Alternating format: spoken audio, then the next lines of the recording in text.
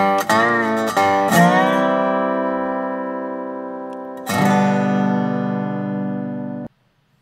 morning, everybody. Welcome back to Coffee with Craig. This is the spot to talk about firearms, firearms policy, politics, culture, you name it. We're going to talk about it right here on Coffee with Craig. So please take a moment, like and share this program, whether you're watching us on Facebook or YouTube or listening to us on iTunes, Apple Podcasts, or Spotify or Google Podcasts. However you are with us, please make sure your friends know so that they can join in the conversation. Also, take a minute, please go to fpcgear.com. That's fpcgear.com. It is a place where you can go and you can find all sorts of cool t-shirts, hoodies, coffee mugs, all sorts of stuff to help you show your support for the Second Amendment.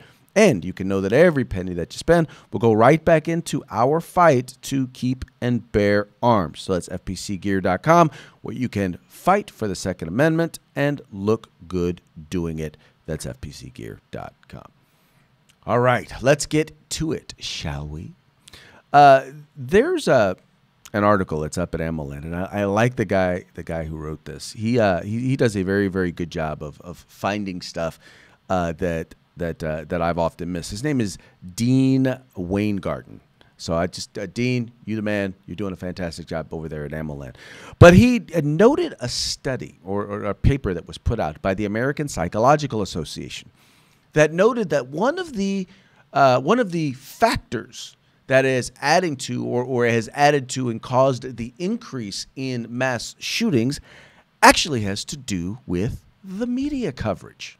That's right. The media coverage, in particular the outlandish left-wing mainstream media coverage of these particular shootings, seems to be one of the driving factors behind some of these mass shootings. In fact, in the study, there is a specific quote. Let me find it right here. Here we are. It says, unfortunately, we find that a cross-cutting trait among many profiles of mass shooters is desire for fame, she said. This quest for fame among mass shooters skyrocketed since the mid-1990s in correspondence to the emergence of widespread 24-hour news coverage. Specifically talking about cable news programs and the rise of the internet during that same period of time. Now, specifically what I believe they're referring to here is social media. Now, we all know CNN is probably one of the greatest perpetrators of this. CNN, NBC, CBS, ABC, NBC, MSM, you name them. All of them are proliferating the conversations about these folks. But the interesting thing is that despite knowing this, we still have folks in the media who go out and they do the exact same thing. Like one of the things that was noted was they said, well, number one, don't keep mentioning the individuals who are doing these shootings, right? Don't keep putting their name out there. Don't keep going off on these long diatribes that simply give them more and more attention, because what they are saying in this study is that potential mass shooters are watching this and they're like, oh, wow, that could be me. Now, the saddest thing about this particular study was it was done 2 years ago. It's from 2016. And this is something that was shared, but obviously wasn't reported on much by the mainstream media. Why? Because they are part of the problem. And I can't really think of anyone that is more a part of the problem than our good friend here, Mr. Don Lemon over at CNN, who, once again, despite knowing this information and having this information, decided that, once again, after this most recent shooting, he decided he was going to do exactly what he has been advised is part of the problem. 12 people were shot to death in an attack captured on video and posted to Instagram, which I warn you, it's disturbing to watch.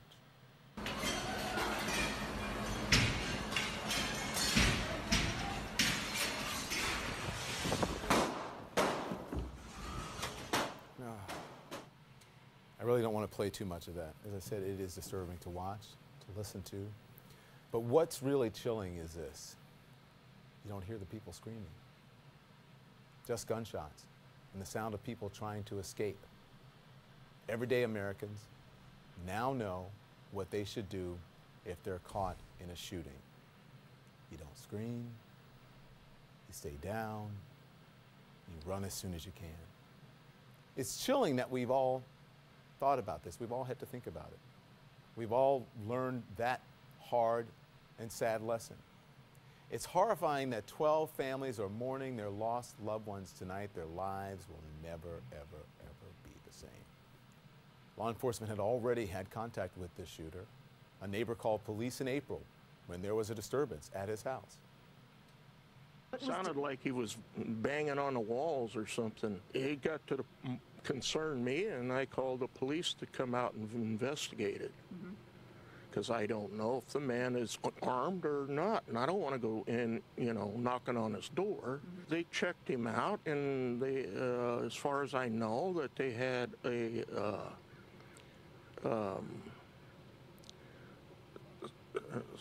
psychologist or some doctor of that came out, and he was and everything seemed to go back to normal after that. Another neighbor said the shooter's mother was worried because her son didn't want to get help. She didn't tell me much. She just was kind of beside herself, didn't know what to do because he wouldn't get help.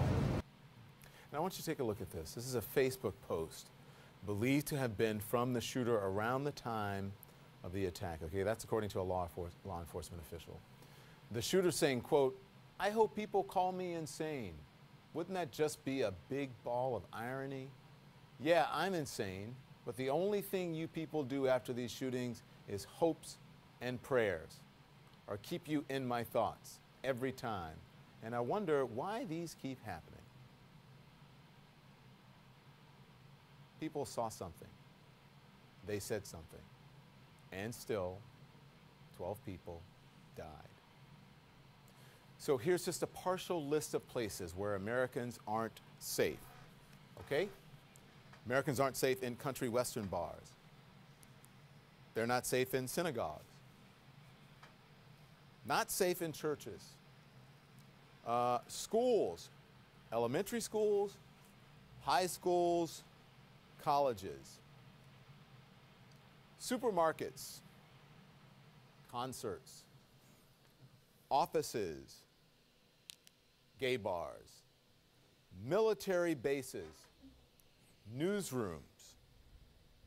Don't forget about malls and baseball fields.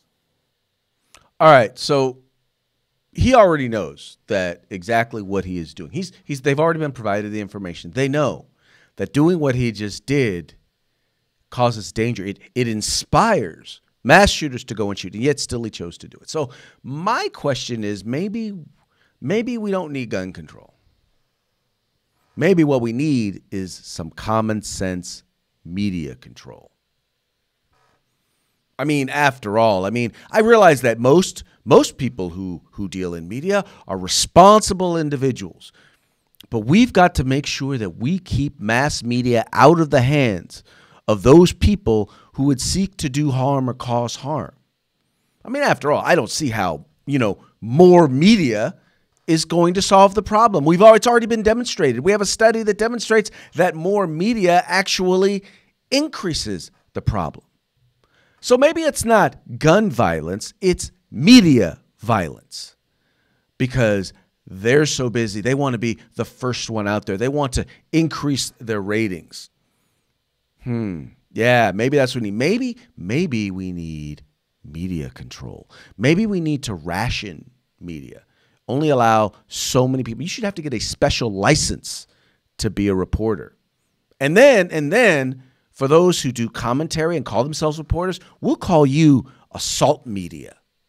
You're an assault reporter, which basically means you need a special license to be able to spew whatever sort of madness that you're going to put out there, whatever sort of anti-liberty stuff that you already know is going to cause damage, that's going to hurt people.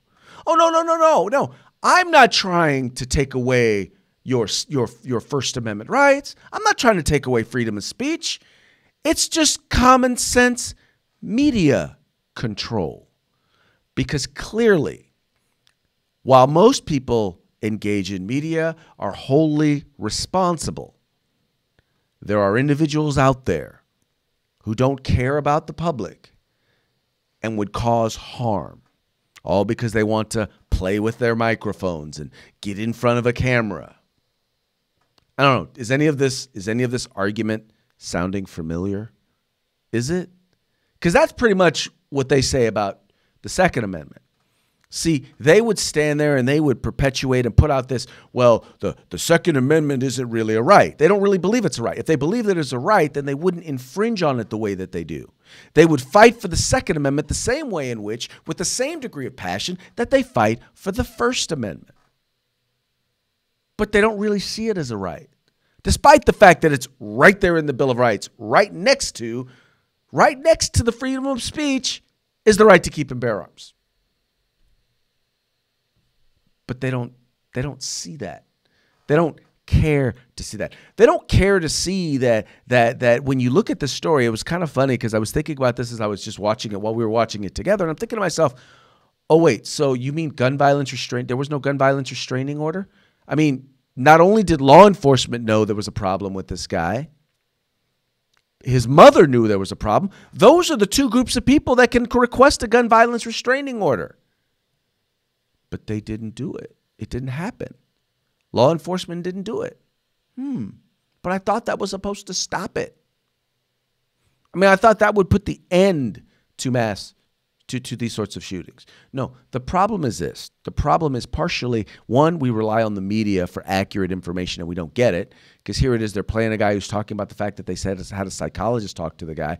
Now, I have never heard anyone in law enforcement say that a psychologist ever had anything to do with that. I don't know that they call in psychologists in this case. Even when they do a gun violence restraining order, mental health professionals generally have nothing to do with it.